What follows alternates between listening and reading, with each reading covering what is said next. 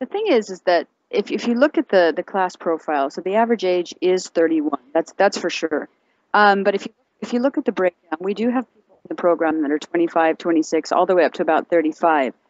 And what we say about leadership responsibilities, leadership experience, is that there are people in the program that absolutely have no leadership background whatsoever.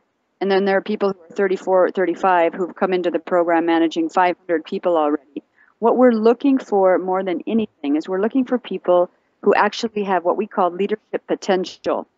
And and oftentimes, especially for the younger candidates, they don't necessarily have to have leadership experience prior to applying. What we need to see is the potential, and where we really see this, honestly, is in their letters of recommendation, because it's really hard to quote unquote prove that you have the potential if you haven't actually done it yet, right? So I mean, you can't. That's what we really see, especially in a younger candidate. We really see the potential in it, and you can actually see it throughout the application. You can see it in their what they've been doing in their extracurricular life. You can see it just in their job, how fast their progression has been. So we just you can kind of feel it.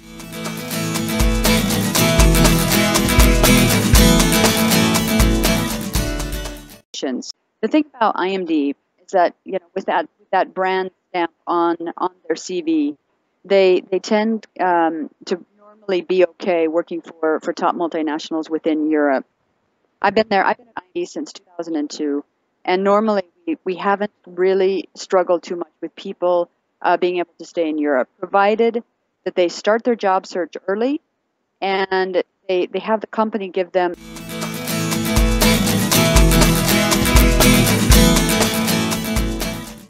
Schools in Europe that are planning on increasing their class size, which we actually think is actually quite crazy, given the fact that this is a declining market, not an increasing market. When you look at the test takers in between 25 and 39, it's not a really growing market. So the people that in Europe, in European schools, tend to be older. So we think that that's kind of a crazy thing to do in this. And when you look at the marketplace, so we plan on keeping it at 90, especially because when you go back to what you were saying earlier about the leadership focus. Our whole thought process at IMD is that you cannot mass produce leaders. And so with the personalized attention and the personalized focus that they get, if you had 180 in the program, you could not get that same personalized attention. So we're keeping it at 90. We don't plan on increasing it at all at this point in time. And going back to your question about how they learn from each other, I actually think that they might learn more because they really get to know each other well. I mean, if you're in a class of 180 to 100, you're rarely going to get to know those people around you. So they really get to know each other quite well. And then there was one other question you asked me about the network. The thing is, when you think about IMD's network, it's really interesting. So a lot of schools, they base their network only on MBA network. Think about IMD for a second. I mean, what we normally do, IMD is known for, so we've got the MBA, EMBA, and then we have this executive education side.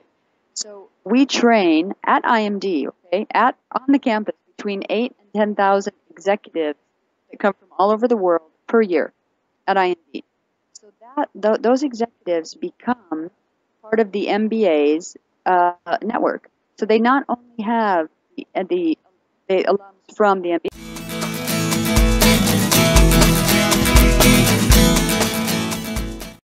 Most of your candidates, I'm sure, have the international outlook. Even though they might not have lived outside of India, they're dealing with companies outside of India. And so they're, because nowadays the world is so global that you almost have to really dealing with who are their suppliers, who are they buying from, who are they talking to on a daily basis. Those are the kind of people that we really want, even if they've not lived outside of their home country, and even if they're not traveling that much for business, they're probably doing business with somebody outside.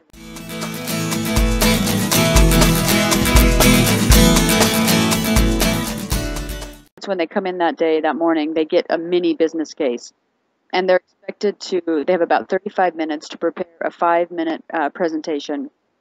And the things that we're looking for in that one is can they take a set of data points, and can they kind of synthesize the data in a very fast way under a lot of pressure, and then can they talk about it? Are they articulate enough to be able to talk about it? And then, because then they have to work back in a group. They work in a group, et cetera, et cetera. So then they go to have lunch with the current students on campus, and then the afternoon they do a case study that's that's sent to them 2 weeks prior to the interview day. That's an IMD case study, and it's been taught by one of the professors teaching in the program.